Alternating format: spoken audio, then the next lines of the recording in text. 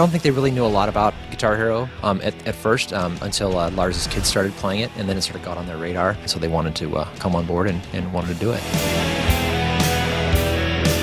Metallica didn't want to do like the Aerosmith sort of behind the music chronological thing. They wanted to try something different, so we changed the story mode a little bit. It's based on the story that James told us where these guys were following Metallica around in Europe. The crew started like hanging out with them and giving them food, and then eventually they got to go on stage and play with Metallica. So it's kind of based on that, where you go to see Metallica and you're so inspired that you want to start your own band, and then you get a chance to go and play as the guest artist band, and then you get to play as Metallica.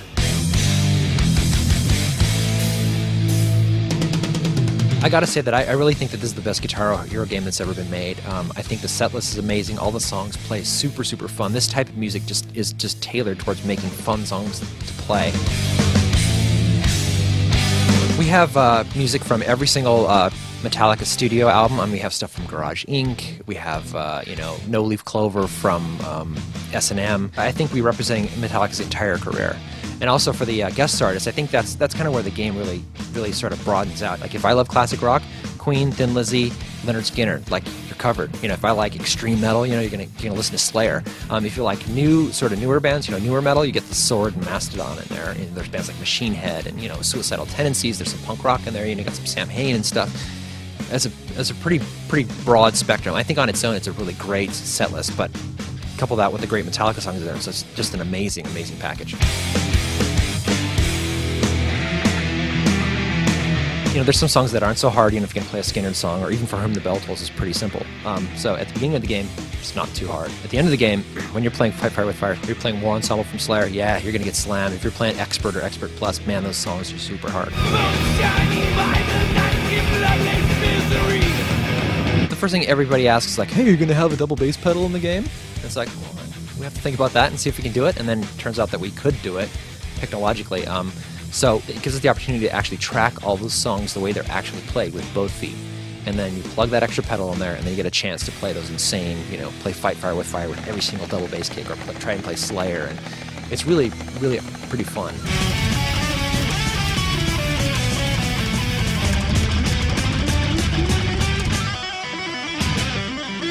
This time we have just a lot of extra stuff. We have some what we're calling official bootleg videos, stuff that most people probably haven't seen, which is really pretty awesome. And they have this one mode that we're calling Metallifacts. After you beat a song in career, you get the opportunity to play back the song without a note track, so you can watch all the cool pyro and all the animations and stuff that they did. And it also comes up with some little bits of information about each song.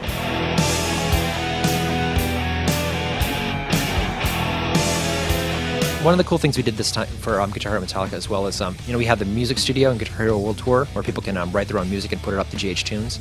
That returns this time, but we wanted to change the way it sounded a little bit. So we took the ESP guitar truckster model that James Hetfield plays, sampled that for the game. We also have this cool mode in the game called Drum Over. Basically, you turn it on and it turns off the drum note track, and it gives you the opportunity just to play any beat you want to a song.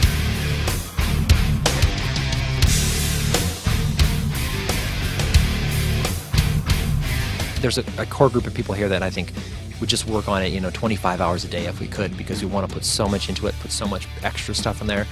So I think people will realize once they pick it up that it's not just a bunch of songs, it's not just a song pack. There's like bonus footage and lots of great stuff in there, and hopefully the metalheads out there will be happy.